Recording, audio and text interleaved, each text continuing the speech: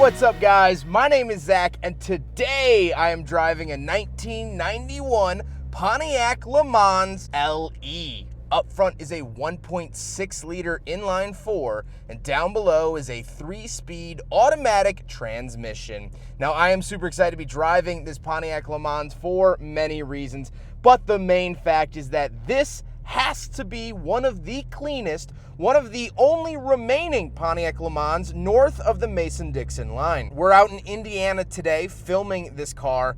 It is so clean, I don't think I've ever seen one in person, and that excites me. So there's a lot of cool stuff that goes with this car. There's a lot of quirkiness, and I'm excited to share all of that with you today. But if you would like your vehicle featured here on the channel, just like this Pontiac, you can head on over to my website, zackprato.com/submit. It's a quick and easy submission form and takes under a minute to fill out. But let's get back to that 1.6 liter under the hood. Well, it makes about 74 to 79 horsepower. Here's the thing about this car. There's not a whole lot of information out there on the internet, and so I don't want to give you misinformation, but I've seen readings between 74 and 80 horsepower for the engine. It's not a lot of power, and driving it, you notice the lack of power. This thing is slow, which is part of the reason why this car wasn't very successful, but we'll get on to those reasons later on. Now, this entire car, but mostly the engine, is a collaboration between GM and Daewoo. More specifically, Opel and Daewoo. So, this engine has German parts to it. It also has South Korean parts to it, and that goes for the whole car, which we'll talk about with the final thoughts.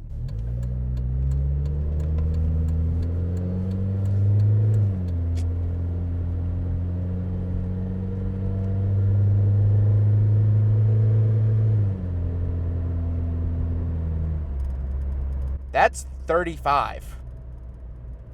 Ew. Now, like I said, paired to it is a 3-speed automatic transmission, and although it's fine for around town, the owner Dylan says that about 50 miles an hour, it's screaming at almost 4,000 RPM. This is not really the highway traveler you might want it to be. And that's okay, but just something to note. Last but not least, of course, the LeMans is front-wheel drive, since it does have those Daewoo characteristics. So how does it feel to actually drive the Pontiac LeMans LE? The driving experience isn't quite what sold me on this car. It's not great. The 3-speed is incredibly lazy and unsure of itself. The engine is wickedly underpowered for the size of this vehicle. However, I will say visibility is pretty top-notch because it has really thin A-pillars, and the chassis itself is actually decently stiff, so I don't feel like I'm flopping all over the road. Not a whole lot of speed going on, contrary to the name. With that stuff out of the way, let's talk about the interior. Well, in front of me, I get a couple of gauges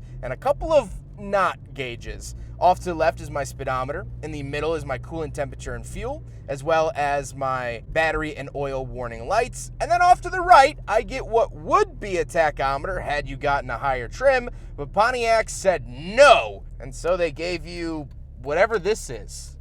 Filler, I guess. Interestingly enough, the turn signals have one single light. They actually just share a light. Off to the left and right of the gauge cluster, I do have some bezel buttons. So off to the left is the headlight switches, and off to the right is my hazard as well as defrost. On the steering wheel, I don't get any forward-facing buttons, and the grips themselves are actually really, really low slung on the steering wheel, so it gives it sort of that cruiser style feel. I do love the giant Pontiac badge in the center though. Off to the left of me, I do have a climate control vent, and on the door, I have my manual mirrors, latch to get in and out, and my manual windows. Moving into the center, we get 2 climate control vent as well as the LeMans badge, which I really, really like. And then we have the factory radio. So hard to find in older vehicles like this are the factory radios. This has electronic tuning, although it doesn't have a cassette player, but Pontiac still gave you a cassette about your new purchase that you couldn't even listen to in the vehicle that you just purchased. Make it make sense, please. But then I do have my climate controls. This was optioned with air conditioning. Very, very exciting. And I have where to send it off to the left with different symbols than what we use today.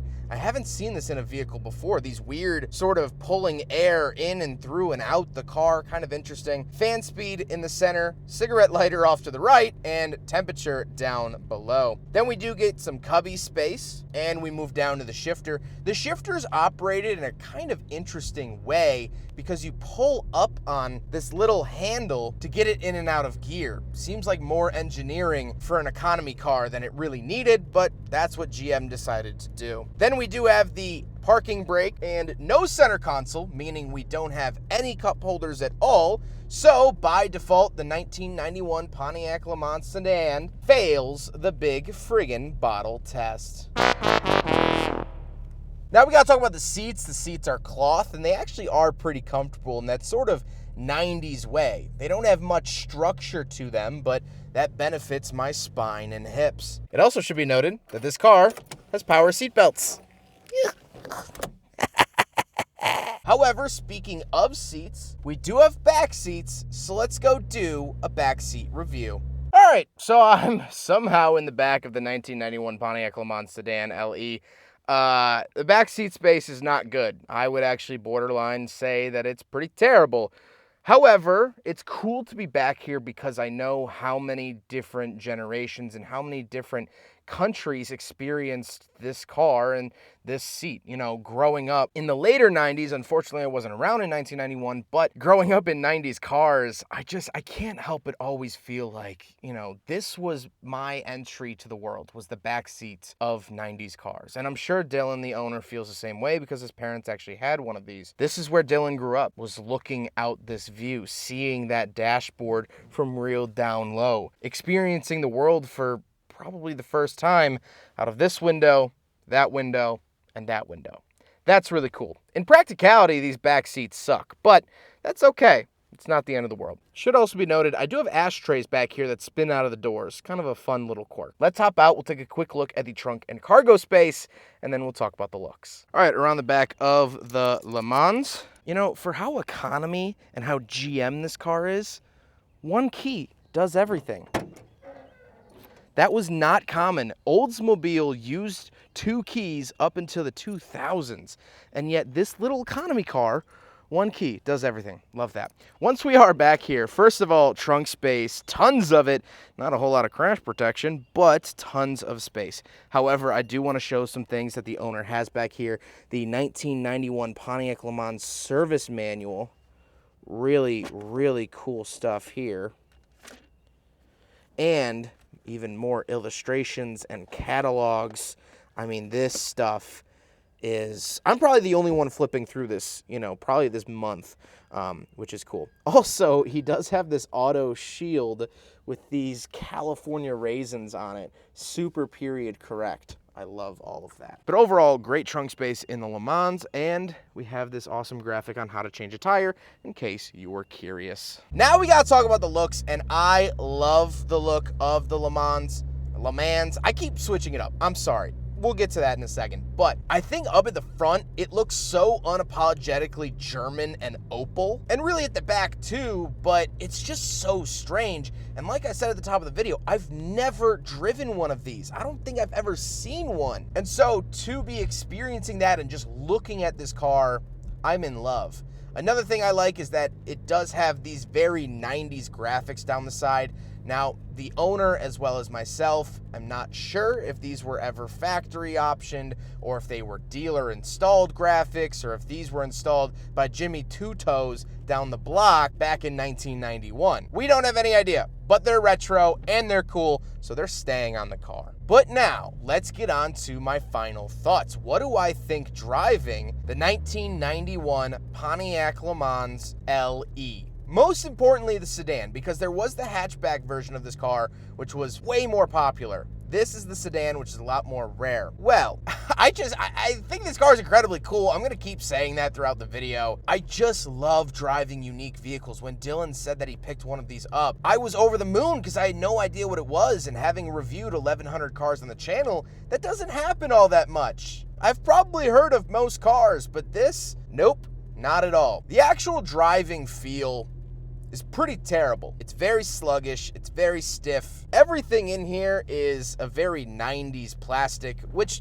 does carry its own charm, but I would be worried to break or crack anything in here, especially knowing how rare these cars are. But I think the bigger point I wanted to make was that this was a global car. It's German designed, South Korean built, American brand, named after a French racetrack and city. I don't know if it gets more global than that. But the Le Mans name carries a very interesting history. Back in the early 60s, the Le Mans was the top trim of the Pontiac Tempest. And then for 1964, they spun off the Le Mans into its own vehicle, of which then the top trim of the Le Mans was the Pontiac GTO, which then they spun off into its own vehicle. It's almost like Russian nesting dolls of trim to car to trim to car. And they made the Le Mans up until the 1980s, where this was supposed to debut in 1984. However, due to political turmoil in South Korea at the time, there's a lot of governmental and social pressures going on. They waited until 1987 to actually go forward with the Daewoo GM agreement. And through that agreement, we got this car. Now, of course, we also got the Daewoo brand here in the United States, of which I have yet to review an actual labeled Daewoo. But they sold these cars worldwide. You could get them in Australia and New Zealand. You could get them in the UK. You could get them in, of course, South Korea, all under different names, and even up in Canada under a different name. Because of the slow performance, because of the weird sizing of it, it wasn't like the previous generations of Le Mans, but also Daewoo was weird. Buying a South Korean car in the early 90s was still a very strange thing to even want. This car didn't sell well at all, and not long after 1991, they canceled it, and to this day, they haven't brought back the Le Mans name because Pontiac itself is gone. So this car is a relic from a bygone era where things were weird. There was a big push for economy cars in the late 80s. We saw that with the Yugo. We saw that with the attempt to sell the Proton Saga here. We saw it with the Hyundai Excel. And now we see it with this car, a Daewoo badged as a Pontiac. And unfortunately, out of those four, it seems like Hyundai was the only one that made it out alive. But that's okay. Not every car's story needs multiple chapters across multiple books, movies, and TV shows. Sometimes a car's story is just contained to the era it was meant for. And the Le Mans was meant for the 90s and nothing more. So enjoy this video. Enjoy this high definition footage of this Pontiac Le Mans sedan. I hope you guys enjoyed the video. Huge thank you to Dylan for letting me take out his Le Mans. I know this car is his baby. He searched for over 12 years for this particular car. His parents had one when he was growing up, and he wanted the sedan, and he wanted one that wasn't completely rusted out, which is its own spiritual journey in itself. So huge thank you to him for trusting me with this automobile. I cannot thank him enough. Please leave a comment thanking Dylan. But I hope you guys enjoyed the video. Don't forget to rate the video, comment on the video, and subscribe if you really liked it. Take care, guys.